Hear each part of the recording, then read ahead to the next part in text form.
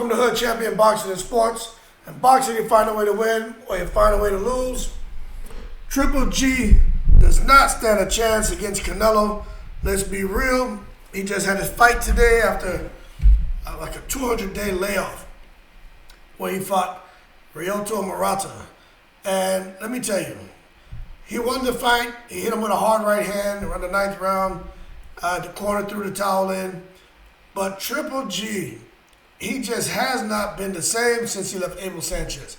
He's a sitting duck, man. He doesn't have the footwork. His stamina is questionable, and his midsection is weak. Triple G, the first 3 rounds, I thought he was going to get stopped. But he has a heart of a lion. Murata was looking really good. I wouldn't call him a front runner at all because he was still letting his hands go towards the later rounds, but obviously he was a bit fatigued. Even when Triple G was letting his hands go, it looked like he wasn't really committing. And he looked really stiff and robotic. The Triple G that we all grew to love when he had that 10-year run of just clipping everybody. He's walking guys down. His footwork was never great, but he didn't look like he was stuck in the mud. But he would just cut the ring off, let his hands go. Here, he just looked like he had to just, think too much. He looked stiff, and it just looked like he didn't train to really be a fluid boxer puncher, but really that monster that we grew to love.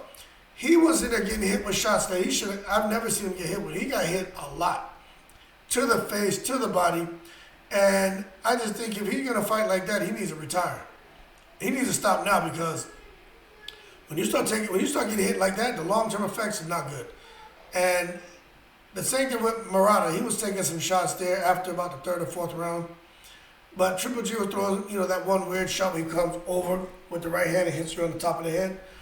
But it just what Triple G, I'm telling you, Canelo is sitting back right now licking his chops. I'm telling you. So Triple G was able to get through the fight. He's earned an ass whipping from Canelo, which is what's going to happen if Canelo's able to get past Bivol, and then he and Triple G hook back up for the trilogy. But he's just not the same, people. I'm telling you, ever since he left Abel Sanchez, he's not a killer anymore. And then he took all that time off, and then he has, Jonathan Bates training him, which to me is one of the worst trainers, in my opinion, for a guy like Triple G. Triple G's a killer, man. He's not this guy who just waits and displays patience and throws a stiff jab. Even when Triple G was throwing his jab, it looked very stiff, very robotic. It looked very ineffective. And he was getting hit a lot when the guy was countering his jab. And then when he let his hands go, they just seemed stiff. It didn't seem like he was trying to punch through his opponents. It's like he was punching halfway. And like as soon as he felt contact, like he stopped instead of trying to actually go through the opponent. And Canelo's not going to, let me tell you right now, right? Canelo gets a lot of crap for the opponents that he's chosen to fight. Now, I think there's some cherry picking going on there with Canelo. I do. But his opponents were credible. Okay, let me pull this down a little bit. He had credible opponents. And the thing is this. If he fights Triple G, after everybody watched this, real boxing fans know that his fight with Triple G, as far as the trilogy, it should have happened a long time ago. It's too late. Don't even fight him. The zone right now is trying, I'm sure the zone's going to try to figure out a way to undo the contract they have with Canelo so that they don't have to pay him all that money. So him to fight Triple G, because that fight is a dud. I'm telling you, it's a dud. Now, Triple G still has a big name. He still has a following. But I'm sure after tonight, a lot of people are saying, nah, he needs to hang it up. The man's 40 years old, coming after a 200-day layoff, and he just doesn't look the same. But what's really hurting Triple G, I'm telling you, is he left Abel Sanchez. He has not looked the same. He just can't keep bouncing around from trainer to trainer. And see these guys getting greedy over money. That's the thing, man. This money. Everybody, the root of all evil. Nobody wants to be fair. Daniel Jacobs, it was money. Andy Ruiz was a money situation with his trainer. Triple G was a money situation. even with Shane Mosley and his dad, everybody, when it comes to this money and the splits, it's just ridiculous, man. And I just think with Triple G, it's going to come back to bite him, especially if he goes against Canelo. Triple G is on the decline. Canelo's on the rise. That's problematic. Because when Canelo was on the rise and you were at your peak, you struggled with him. So we'll see. We'll see what happens, in the future with Canelo and Triple G. But they got all the highlights out there. I know the Zone only puts them out. I'm sure they're out already. Go out there and watch the fight. The first 3 rounds, Murata was giving Triple G the business. Jab, right hand, those body shots. Triple G was wincing, stretching his body out, trying to get air. If Murata could have just focused more on the body, I think he would have got Triple G out of it within 5 rounds.